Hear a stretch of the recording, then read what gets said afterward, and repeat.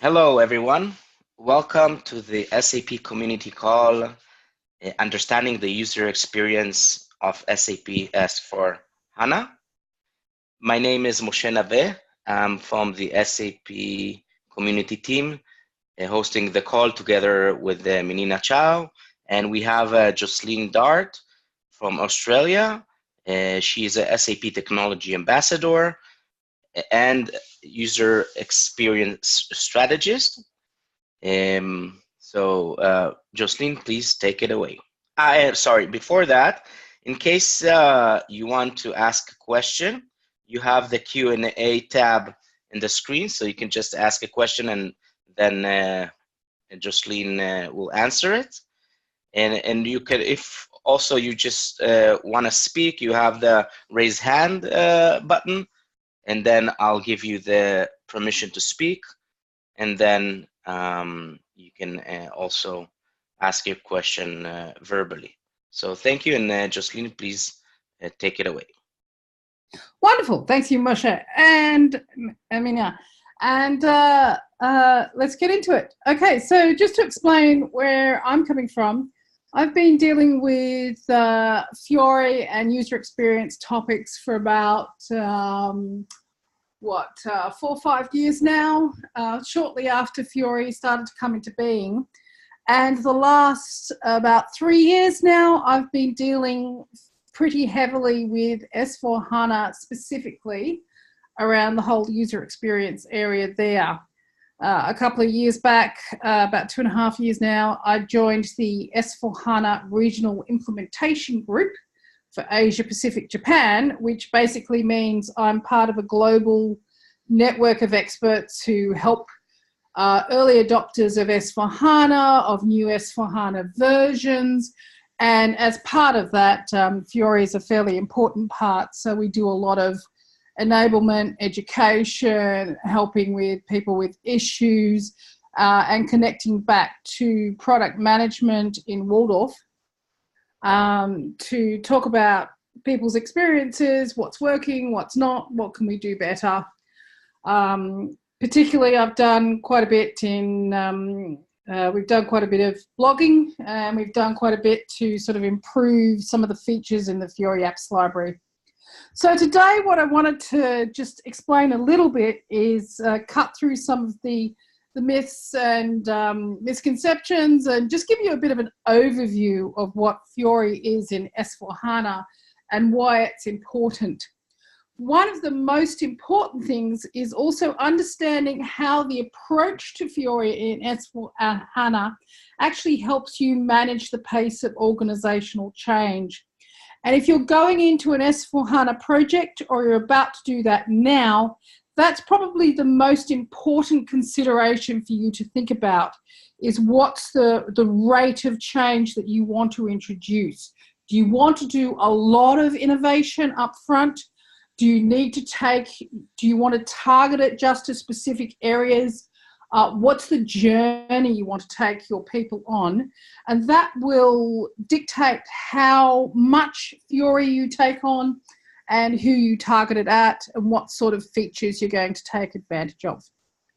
I also just wanted to give you a brief idea of how to successfully include user experience in your S/4HANA project, particularly just in terms of roles and responsibilities, just at a high level. But this is one area that we find a lot of customers have sort of not quite got into their project plan. And of course, if it's not in the project plan, then it becomes very crunched and very difficult to do anything. So a little bit of heads up here will help you, hopefully. And lastly, I want to give you a couple of tips on where to get started. Just a few key questions to think about. I've already mentioned one. And also, who do you go to if you have some ideas, but you want to discuss them, and how do you get some help? Okay, so the why and what of Fiori in S/4HANA. What is this about? So I'm going to start with the Fiori part, because one of the things that people don't always understand is that Fiori is actually innovating much faster even than S4HANA. S4HANA, we're getting new on-premise versions, a big new version each year. We get a new cloud version each quarter. And of course, within the year, we align to the cloud versions. We get a couple of S4HANA feature pack stacks. But at the same time, Fiori is actually innovating at a much faster rate. To give you an idea, between one S4HANA version and the next feature pack stack, such as between 1809 and 1809 feature pack stack 1, we went up 4 Fiori minor versions. So that's quite a rapid rate of change. And that means if you're going into an S4HANA solution now, you're going to be going on to the latest version. You need to be looking a little bit ahead about what's coming down the line and getting that involved in your thinking as to what you want to take advantage of, understanding what's coming down the line. And of course, if you've been watching the Sapphire directly, you were lucky enough to go there, or you're watching the Sapphire replays, the topic you want to keep in mind right now is Fiori 3. The reason for that is we'll start to see Fiori 3 come into S4HANA, certainly for on-premise customers we're in September, and for cloud, as usual, they get it a little bit earlier. That will start with August. Another thing that you really want to understand if you're going into S4HANA is why you want to worry about Fiori and why you want to bring that in. And this is really the crux of it. Fiori is the way you bring your S4HANA innovations to business users. So if you look at what S4HANA is bringing you, you'll notice that everything here actually has to be brought to a business user somehow. And the first, of course, is our digital age user experience.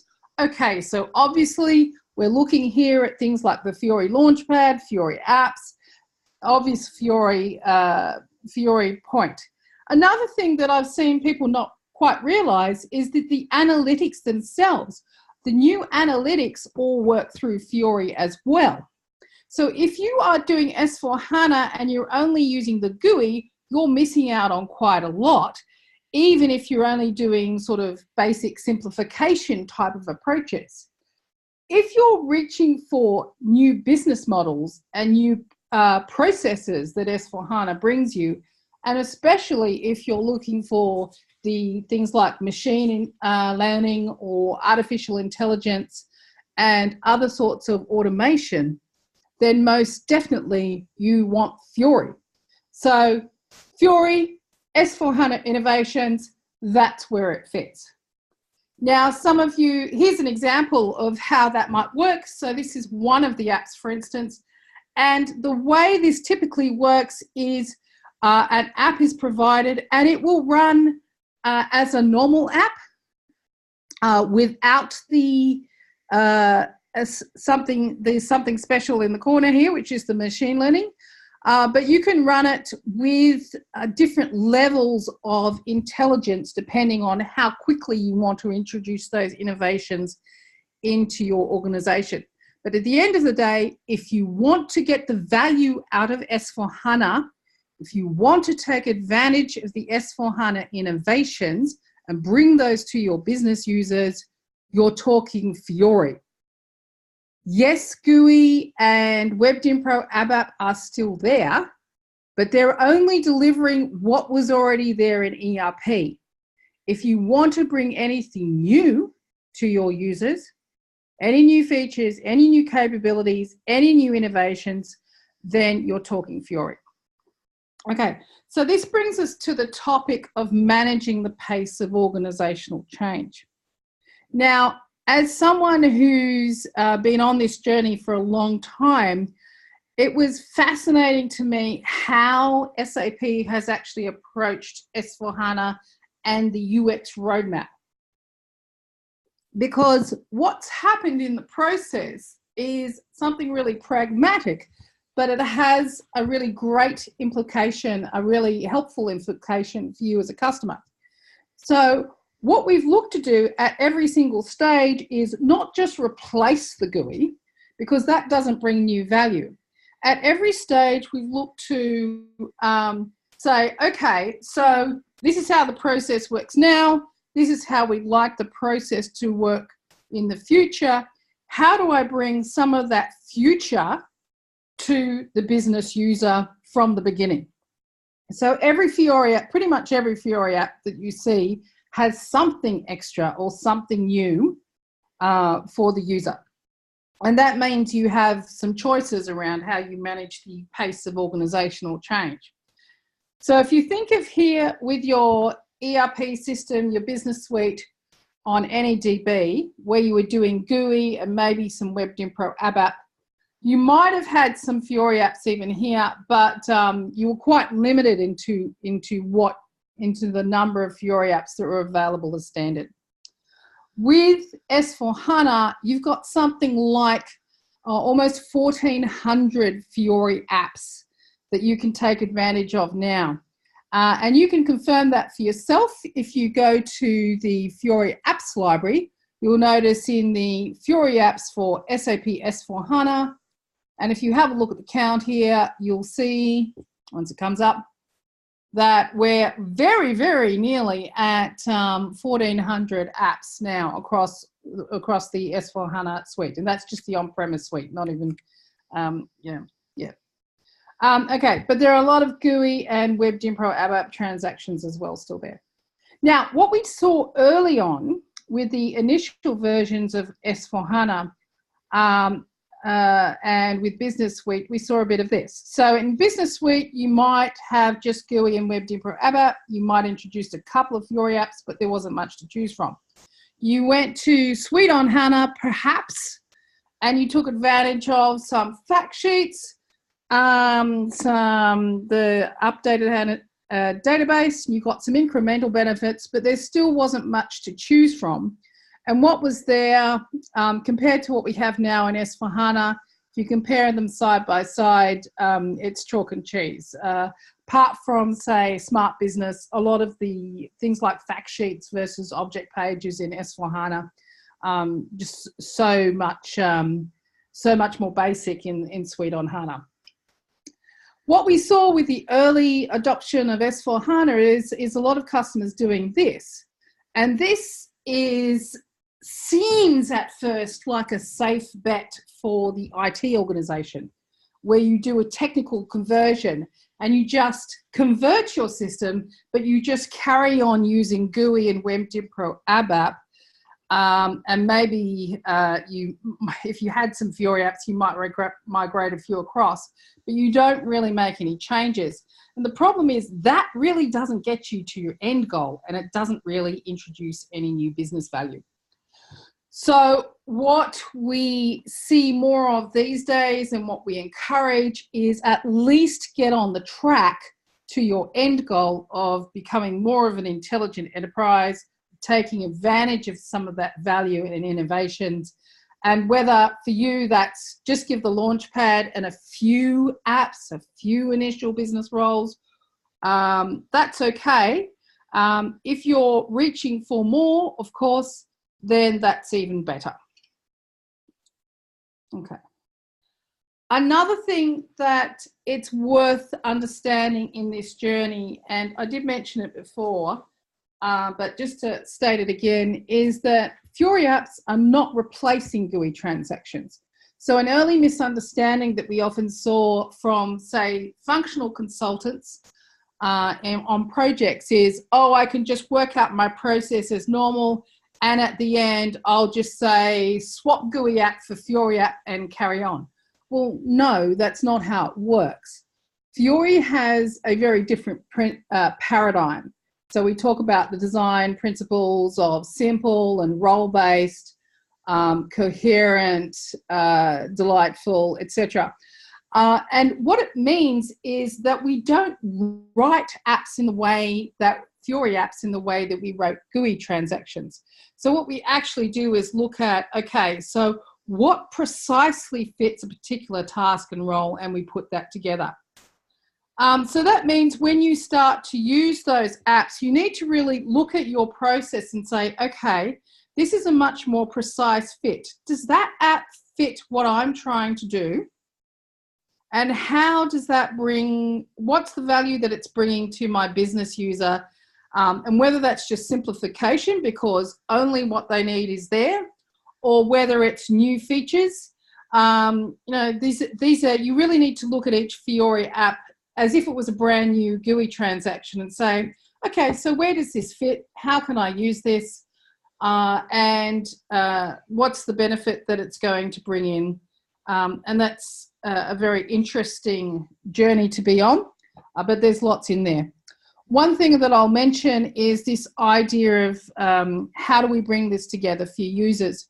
So in the old days, everybody focused on the end-to-end process. You had your technical architecture, but functionally you focused on the end-to-end process.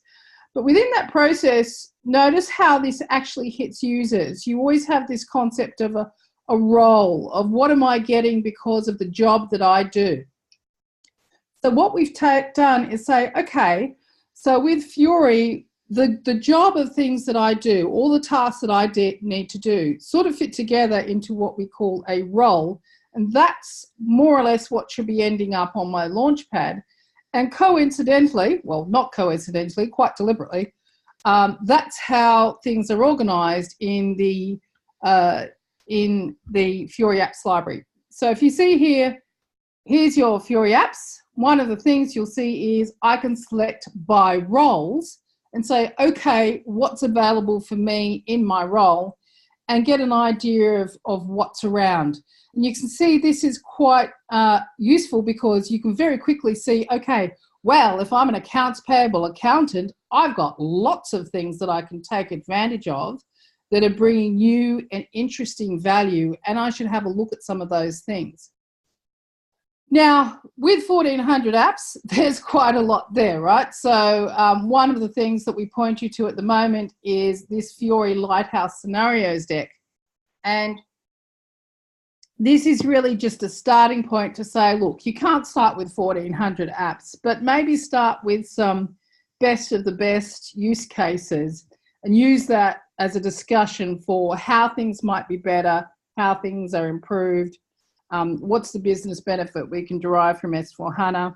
Take that and use that as a starting point to then understanding what's available for a particular role. What am I going to take advantage of that fits and maps to my organization? Okay. Now, another interesting activity, of course, is someone needs to figure out how all of this is going to go on the Launchpad. So that brings us to the interesting area of app navigation. And I do have a little demo to show you here of how all this fits together. But just to explain a little bit, one of the things we saw customers do early on was try and put everything on the Launchpad. Well, you don't want to do that. You know, you may have the authority to use, you know, a couple of hundred apps and GUI transactions and web app apps, but you don't deal with a couple of hundred things every day. What you want your Launchpad to be is the starting point for what do I do every day? What are the things I need to hit every day that you know, when I'm coming in the morning and I'm thinking I need to look at the situation around procurement, or I need to look at what's happening with my sales, or I need to look at my inbox and see what I need to approve. You want your Launchpad on that mindset of how does the user approach their day, and then everything else after that sort of naturally flows from there.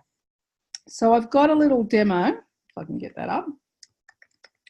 And I recorded this on my brand new S/4HANA Fiori trial the other day. So this is on 1809 Feature Pack Stack 1, and this is the latest version. But I just wanted to show you a little bit about how natural this movement is. So you can see here, this is someone who's doing purchasing and a bit of logistics, and they've sort of organized this as these are the things I do most often. And one of those things is look at how my procurement's going. So this might be part of my role. So here, this tile is just a starting point for exploring what's going on. Now, this is what we call an overview page, so it's very popular. We have about 35 of these. There's one for most line of business areas now. And you can see here that I've got some cards, and if I have a look, I've got some values coming in, and this is something I can personalize in my default values. Now, here's one of the little interesting things that's different from Business Suite. In Business Suite, you could set up some set get parameters. Most of you would know of those, but you could only set one. Now you can actually set multiple values. So where you have, say, a report or a manage app which is looking at, which can accept multiple values, you can actually provide multiple values to it, which is quite nice. But here I can control how I want things to work for me. Okay, so that's where these values have come from for plant and currency. Okay, coming back to the overview page, there's another thing I can control for myself, which is what do I want to see? Now, I might be someone, and maybe monitoring and purchasing contracts isn't something that I do every day. Maybe I've delegated it out. Maybe it's just not something that's part of my role. I can actually just hide this as simply as that, just set it and say, turn it off. And if I want to, I can turn it on again later. Another thing I can do is I can use this overview as sort of something I monitor most of the time throughout my day. One of the things I'm just showing you now is we're in a top app here. So this is a particular app, but I'm about to show you how we navigate from app to app, and it's quite a natural approach. But at any time you can find out where you are, and that's quite helpful. For instance, if you need to check configuration or what is it meant to do, or read the app documentation. So here I'm just navigating down on a card header to see the overall picture. So I've got a graph, fine. I want to see a bit more detail on how my suppliers are doing. And here I've come to a smart business app. This is quite nice. It's colourful. It's easy for me to pick out all the different things.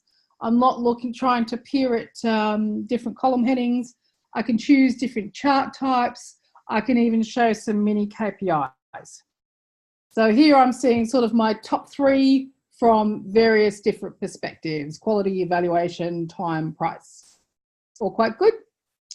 And I can collapse that header or hide my charts again, however I want to change that. I could also easily flip between different chart types. So here I'm going to say, okay, well, let's try a different chart type and see if looking at it from a different perspective gives me a different idea of what's going on. This guy's interesting. We seem to have something unusual happening here. Let me have a look and see how the trends are going and seeing if something's changing about this supplier. And here again, nice color coding, very clear and easy to see, and color coded. And you notice when I click on the legend, it's actually highlighting that line for me too. So very natural, very easy to pick things out because of the semantic coloring. And here, okay, I want to maybe talk to the supplier about them. So I need to see some details of the supplier. So I can just move along and see the supplier's details. So I can move from one app to another very easily. Now I've actually already moved around about 3 or 4 apps at this point, but if I want to see something else about this supplier before I move on, I can now see all of the supplier related apps that I am authorized to use and go and check out anything from where I am. And this is a very common thing that we see again and again. And just to prove that we're in a different app, you can see here that the app ID here is F0354 and the procurement overview is F1990. So I can track back, breadcrumb, just follow the breadcrumb back again. A couple other little things that are sort of interesting to see here. One is that I can actually navigate down on a data point, not just on the card or a list of a card, but I can actually say, I want to see that, what's involved in that particular data point of this chart. And this is quite cool. So I've actually come down and I'm just looking at the Q1 results So drilling down to just that specific data point and the next level of detail down.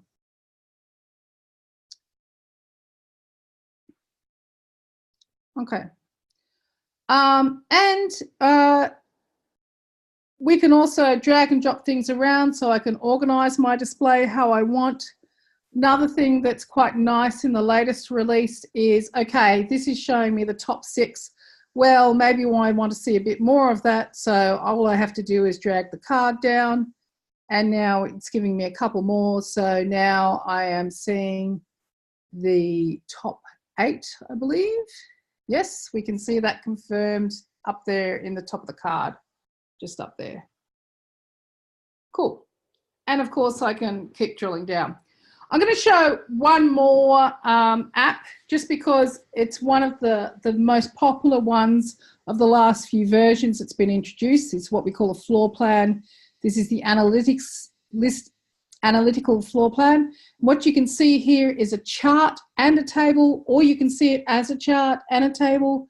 You have those same sorts of capabilities of change what chart type you're at. Just to show you a couple little table features, of course, you can sort, ascending, group, freeze, whatever. But while you're in here, again, you have the option of very naturally moving around the sort of things that you're doing each day, looking at this and saying, okay, there seems to be something going on with this supplier. There seems to be a lot of things that are a little bit overdue.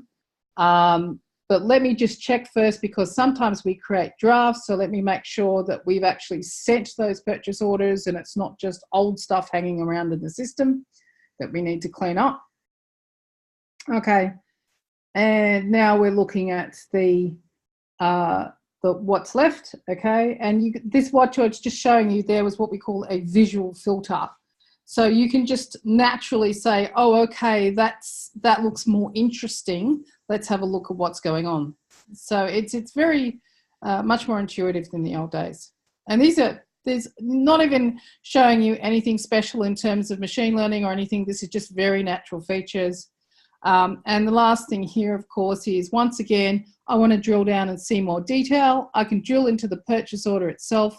But again, here, I can also look at anything else related to that purchase order that I'm authorized to use, and very, very naturally moving around. So I like this because a lot of work that people do, yes, you can be very prescriptive and put people through a form or a process, but these days a lot of what people do is actually fairly unstructured knowledge work. So you can move very naturally from one thing to another. And the other thing to recognize here is in all this navigation I was showing you, what you see, what you move from and to, that's all controlled by configuration and authorizations. So we provide you in the Fiori apps library these sort of best practice roles of what a particular accounts payable accountant or a procured purchaser or a strategic buyer or whatever, what they should use. And we configure them all together so that they work very naturally from one thing to another. But if you want to change how that works, so you want to say, for instance, well, they're not quite ready for that analytical list page or for that smart KPI, and I just want to change that. You can actually do that very easily. It'll either just through authorizations or through a little configuration that we call a target mapping. Okay, and I'm just gonna find my, okay, so that's interesting. Hopefully that gave you a little bit of a feeling for what's going on. Now, one thing I didn't show you, was navigating to a classic UI. But in this diagram, this picture here at the bottom is actually a GUI transaction. And from this distance, you'll notice, oh, that actually looks just like a Fiori app. And this is what the Fiori visual theming does. It makes it look like a Fiori app in terms of color, font, sort of icon. But when you have a look at it quite quickly, we do a couple of little things with the header and footer. But when you start to look at it, It's not that much changed from what you're used to. So this means you can put everything, the Fiori apps you want to use, the classic UIs you want to use, all of that can hook together into how people use their day, and you just naturally move from one to the other very easily. And that makes it really good for managing the pace of change, because what you can do is, for instance, give people their familiar GUI transaction to start with, and over time start to replace it with different Fiori apps. And that's one of your strategies for managing the pace of change. We have, I know a customer who's doing that sort of approach right now. And what they've done is they started with a fairly small number of apps, but each month actually now they're rolling out new apps. They're up to about 200 apps. Now, that's one approach. Of course, you can go to the other extreme and try and introduce as much Fiori as possible. And we certainly have customers who are going with several hundred Fiori apps as a starting point. The low end, if you want to keep things fairly simple and sort of just introduce one step change at a time, is to actually just start with the Launchpad itself. If you say, okay, so the things that you need to do each day, we're going to bring on your homepage. We'll set it up so that the things you do most often are the easiest to find. They're right at the top or in the first group. You can still bring people value, even if everything they click on actually takes them to a classic GUI or WebGen Pro app.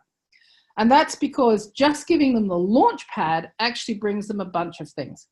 So it brings them, for instance, notifications. It brings them the me area, that personalization.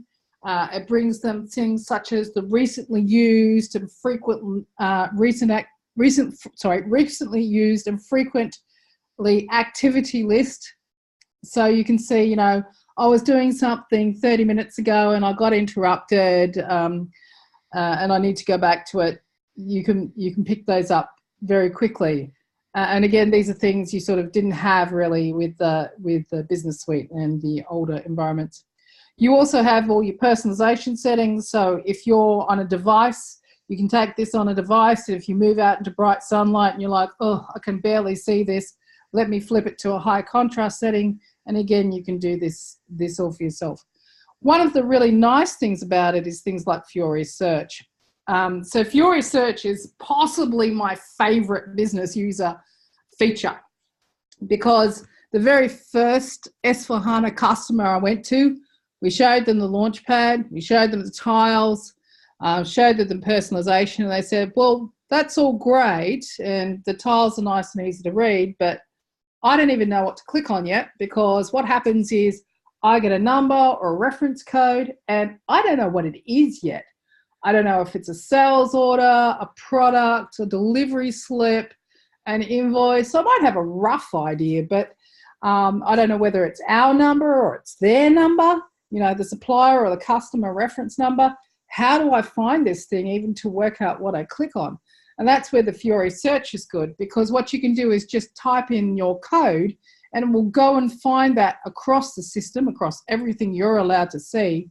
And once you're there, you actually get the links to the actual app, and you don't even have to go back to the homepage at all. You can just search for it, found it, right, that's the app I want to open that's related to it, and straight away you're moving in there. So very, very powerful feature.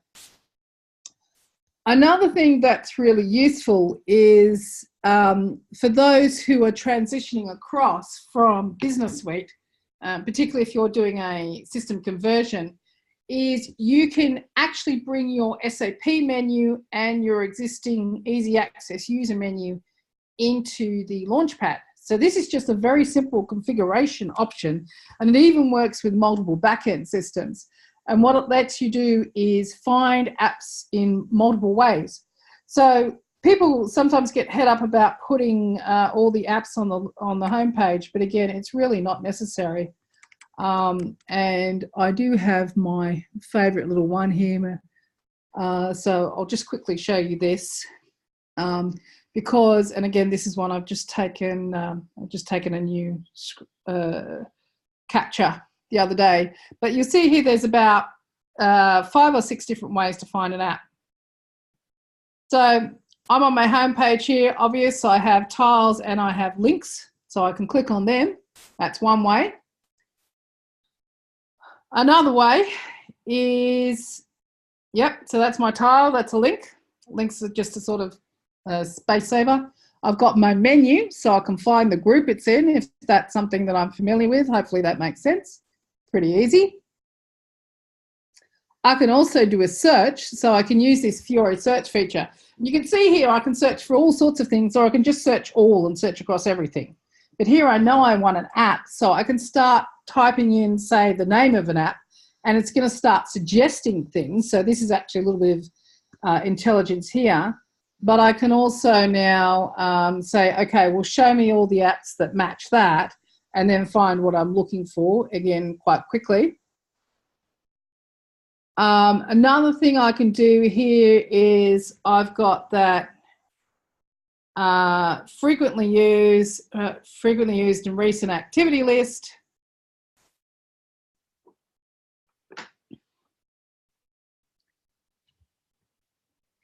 Okay, and lastly, I've got the app finder, and in here, you'll see up the top here, catalog, user menu, SAP menu,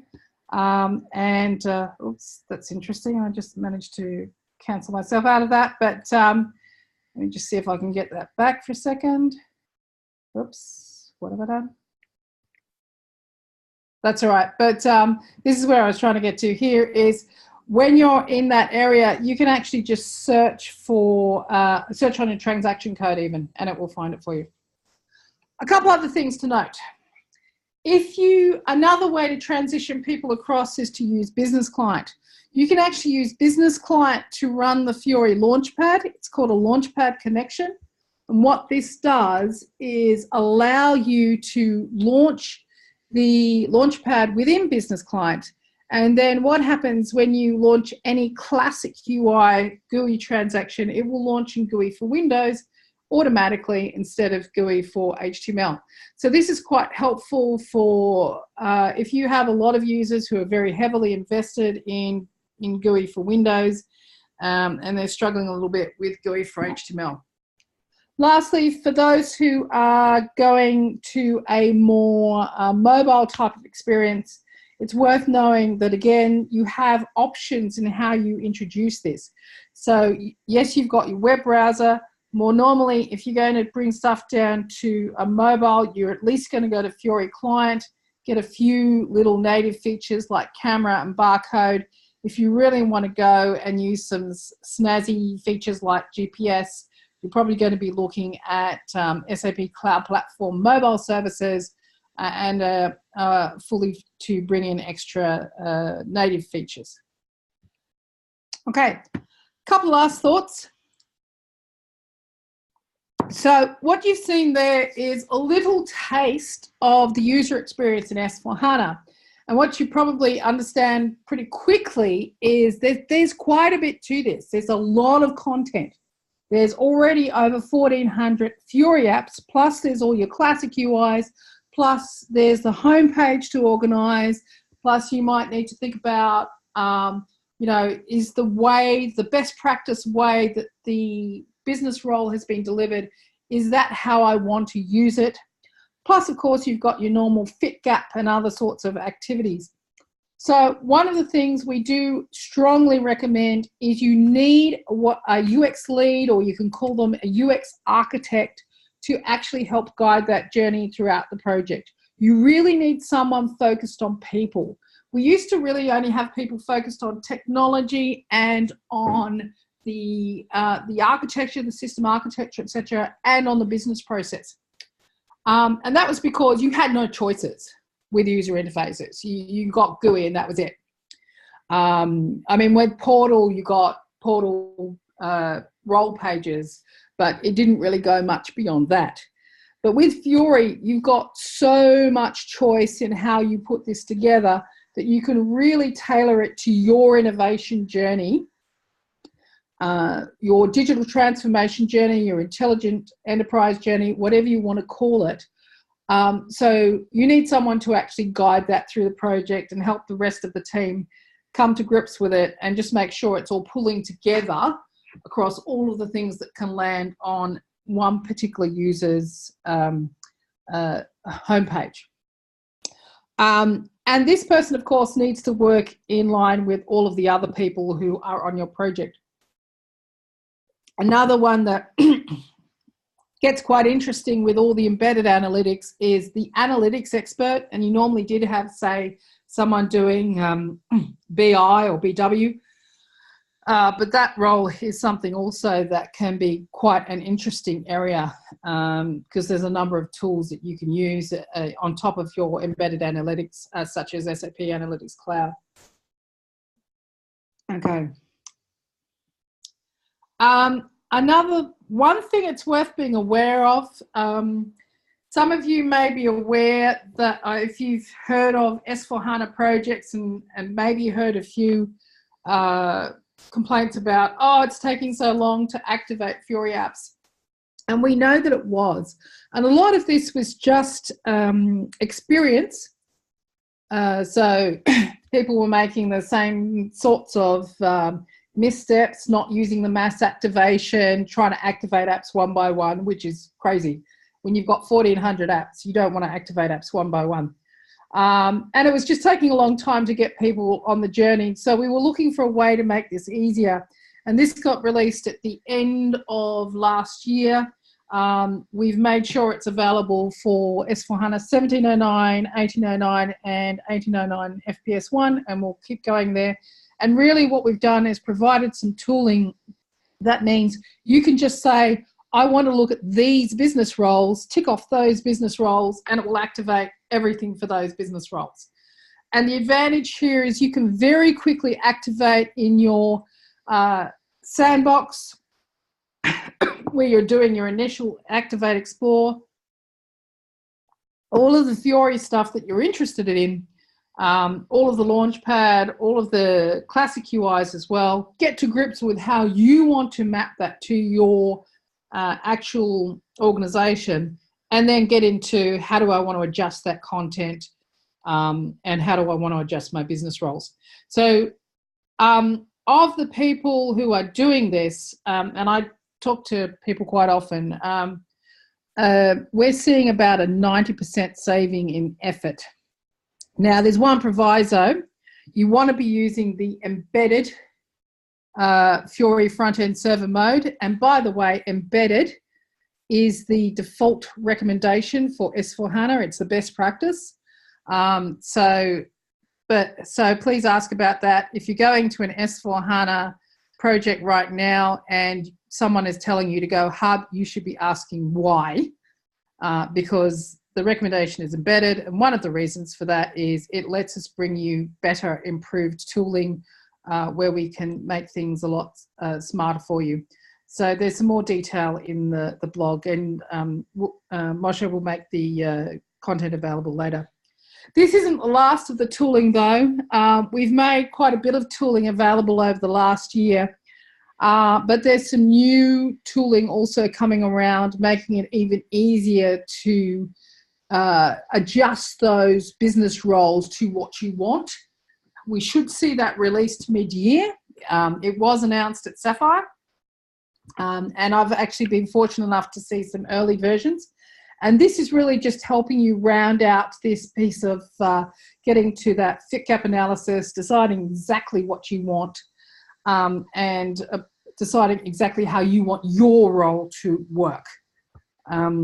And of course, don't forget that even if all you want to do is give people the Launchpad, get them off a thick client web GUI, SAP logon, and get them onto a thin client browser, that's perfectly possible. And you can still bring the benefit for things like Fiori search, the personalization settings, the default values that we showed you, there's notifications, etc., and all these sorts of things.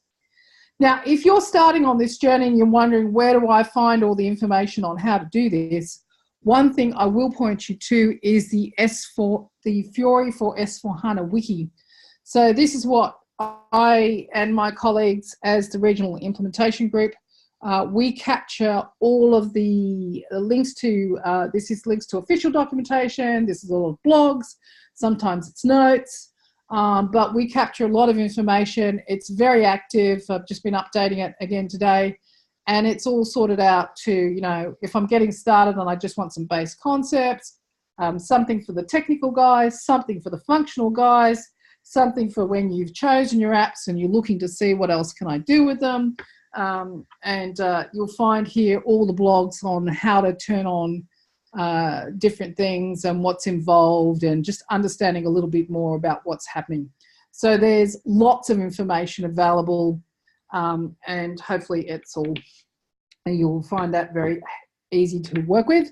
And if you want something else, just let us know. You can reach me on LinkedIn or Twitter, or you can reach out if you're in the customer care program. You can reach out to your customer care coach or your development angel or development angel team.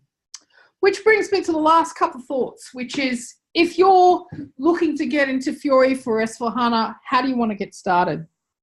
So the first and most important thing is to understand what you want to achieve with your S/4HANA system.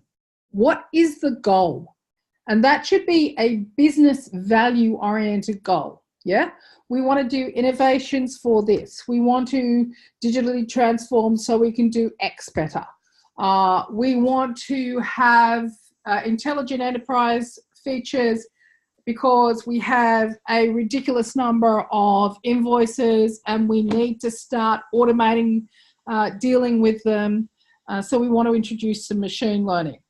Or we want to, so the question is, what's the journey for your S/4HANA system? Decide where you're heading, decide what you're trying to achieve, and then decide how you're going to take your business on your journey.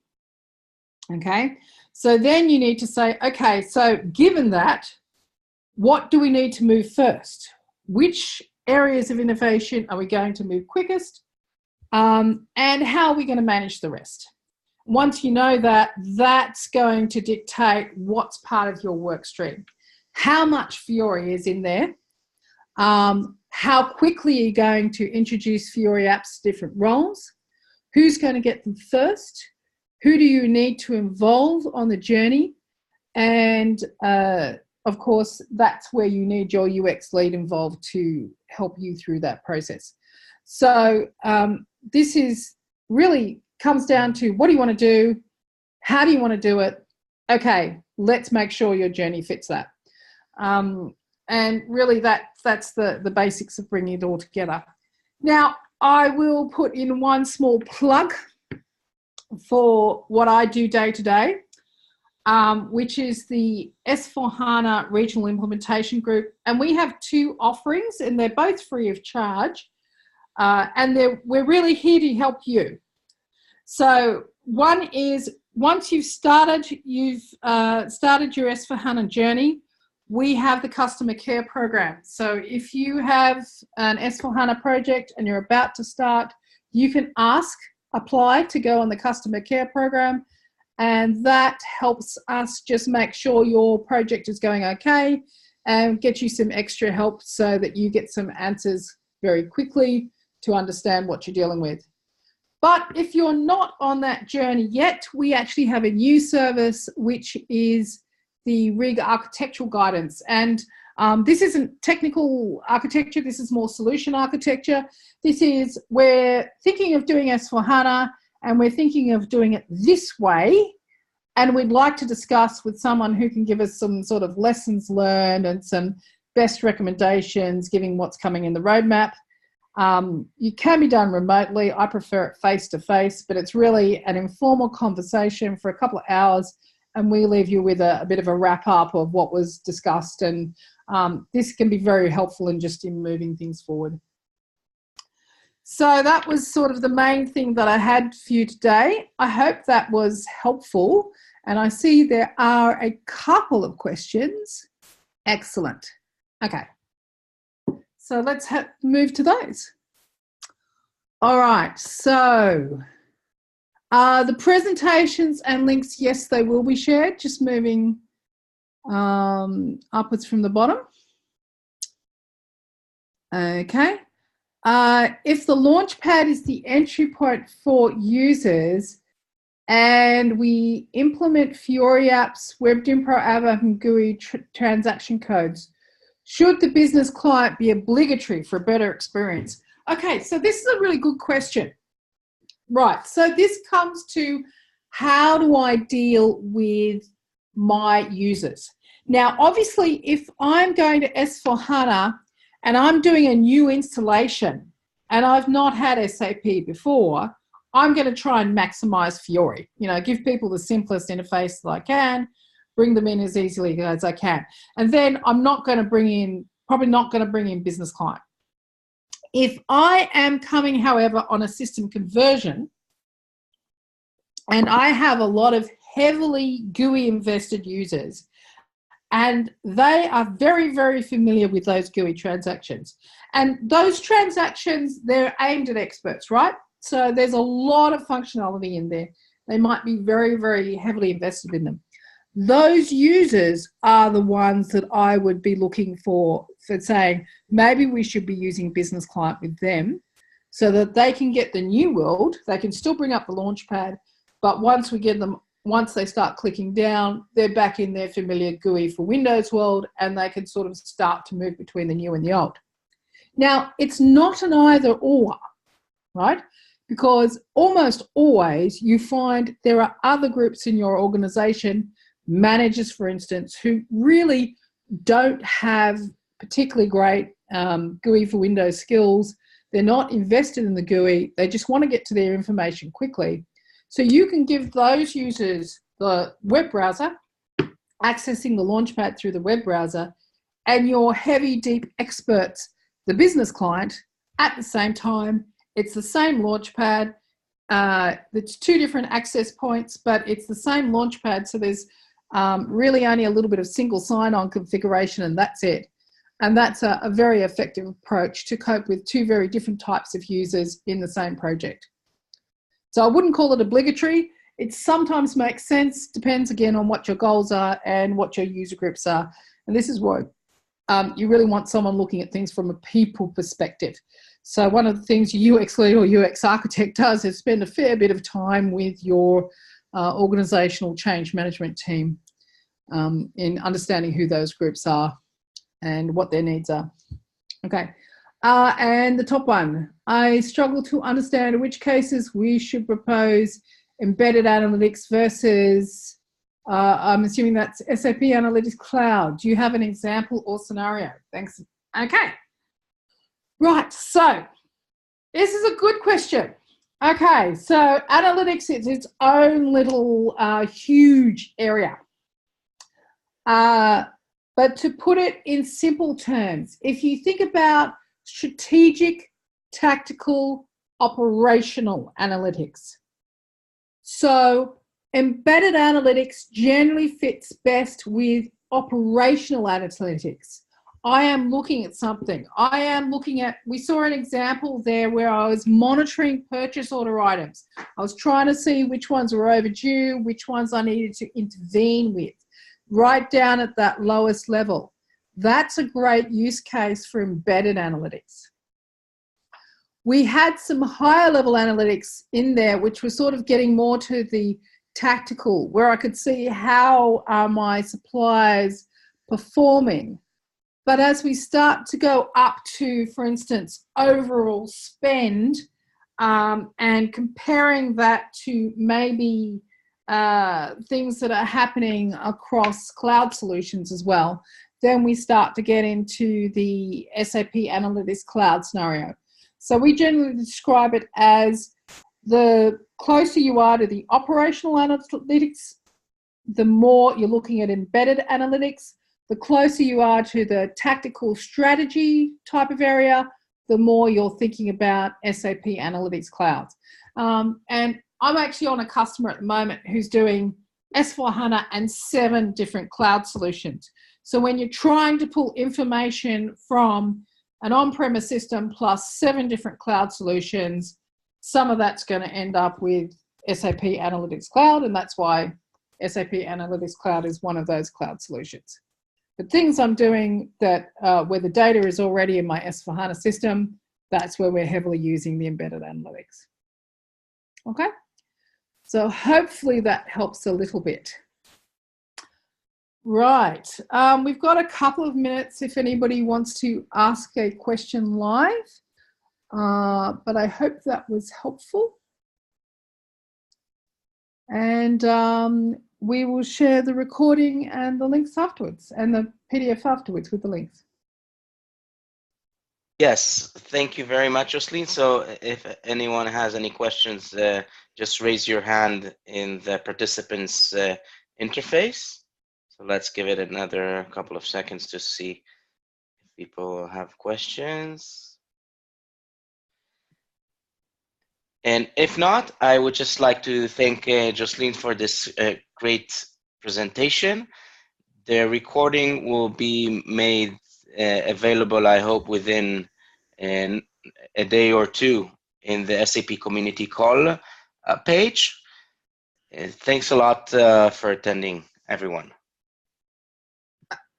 Okay, thanks very much, folks. Have a great day. And please, if you want to have a conversation, you can reach me on Twitter or LinkedIn, or by all means, ask about the architectural guidance or customer care program, and talk to someone about maybe getting a little bit of lessons learned experience to talk through what you're planning. Thanks, folks. Thank you very much.